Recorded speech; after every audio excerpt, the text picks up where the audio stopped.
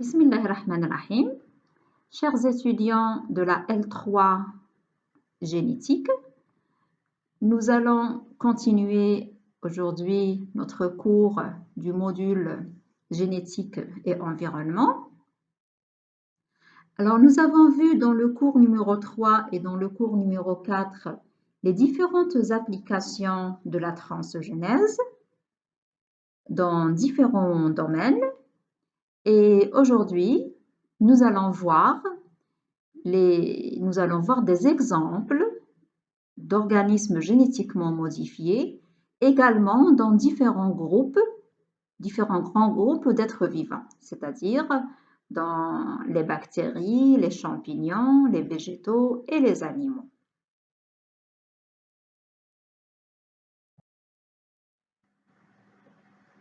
Grâce à l'avancement de la biotechnologie, des protéines d'intérêt peuvent être clonées dans des vecteurs d'expression de certaines bactéries. On a vu que ces bactéries sont dites transgéniques. La culture des bactéries transgéniques constitue une usine de synthèse de protéines utiles. Les techniques de l'ADN recombinant sont employées par l'industrie pour obtenir des organismes synthétiques brevetés, tant eucaryotes que prokaryotes.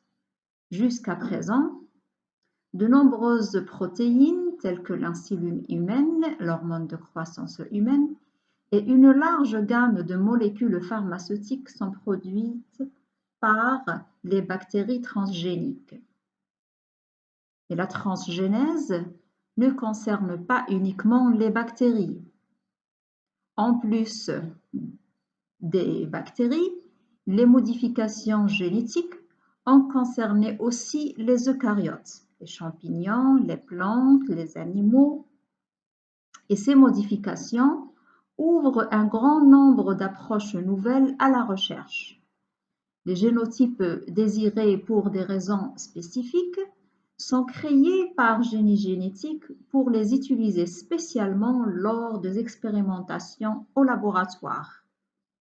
Ces expérimentations ne peuvent pas, par exemple, être réalisées directement sur le corps humain ou sur un autre organisme. D'autres organismes transgéniques se trouvent déjà dans la nature et dans la vie quotidienne de l'homme. Dans ce cours, nous allons voir des exemples d'OGM dans les différents grands taxa du vivant.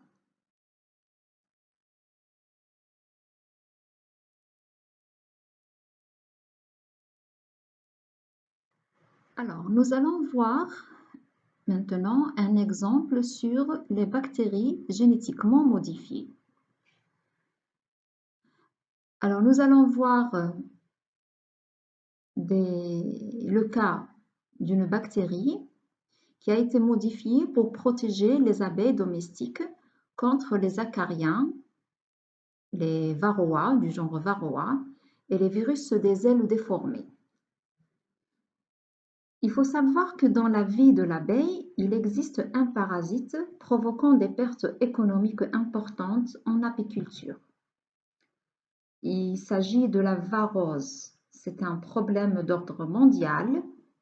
Cette maladie est à l'origine de la chute de nombre d'abeilles suite à la mortalité des individus de la ruche et aux malformations observées sur le corps de l'abeille, l'empêchant d'accomplir correctement ses activités. Lors du butinage, les fleurs peuvent constituer une aire de contamination. Comment? Alors regardez, sur les fleurs ont été déposés involontairement des acariens appelés Varroa destructor. Alors, des abeilles infestées ont laissé leurs parasites sur les fleurs. Ces parasites s'attachent de nouveau ensuite sur de nouvelles abeilles qui viendront butiner. Une fois dans la ruche, les acariens occupent les alvéoles pour se nourrir et se reproduire. Alors, vous voyez ici sur les figures une abeille qui est en train de butiner sur cette astéracée et elle porte ici cet acarien. Regardez si on zoome la forme de ce parasite appelé Varroa destructor.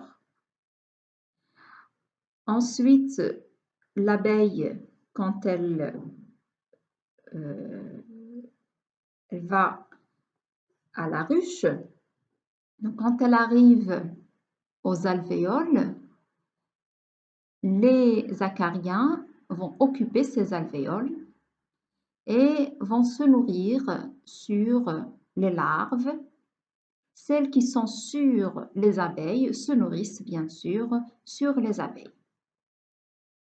Elles vont se nourrir sur les larves, ensuite elles restent sur les larves jusqu'au développement et elles seront portées donc de nouveau par les nouvelles abeilles. Et c'est ainsi que le cycle se reproduit. Tout comme les tiques chez l'humain, les varroas, c'est un vecteur de nombreuses maladies de l'abeille, dont le notable virus des ailes déformées. On l'appelle comme ça, on appelle le virus des ailes déformées, VAD, ou bien Deformed Wing Virus, DWV. Et ce virus se multiplie justement chez Varroa, chez l'acarien, avant d'être injecté en dose massive chez l'abeille. Les abeilles sont donc confrontées à deux ennemis redoutables, l'acarien qui parasite le corps de l'abeille en engendrant des taux de mortalité très élevés et le virus causant des malformations sur les ailes, handicapant ainsi les abeilles. L'effet néfaste de Varroa sur la survie hivernale est amplifié par la présence de ce virus, le virus des ailes déformées. Puisqu'il n'existe pas de traitement antiviral efficace, alors maîtriser le parasite est d'autant plus que essentiel.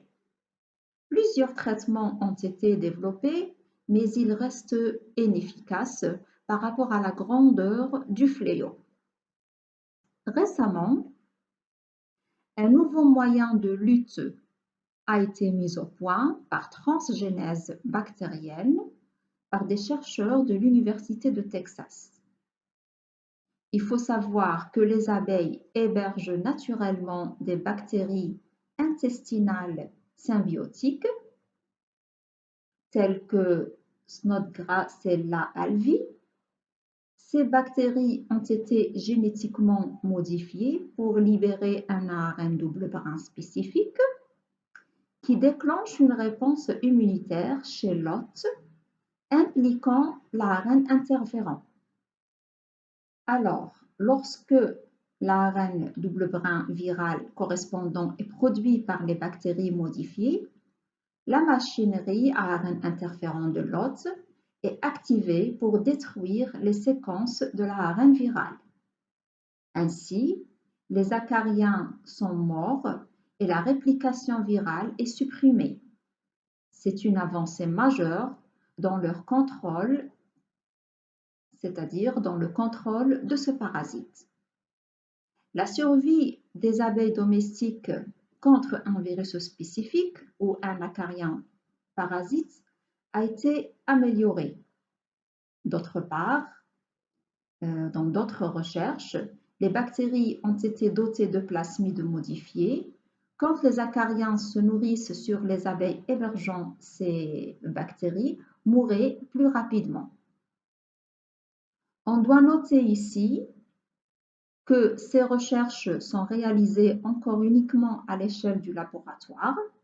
Ces abeilles à bactéries transgènes ne sont pas encore relâchées dans la nature, car d'autres études sont en cours pour étudier les probabilités du transfert des transgènes entre les populations d'abeilles et leurs conséquences et leur impact sur l'environnement.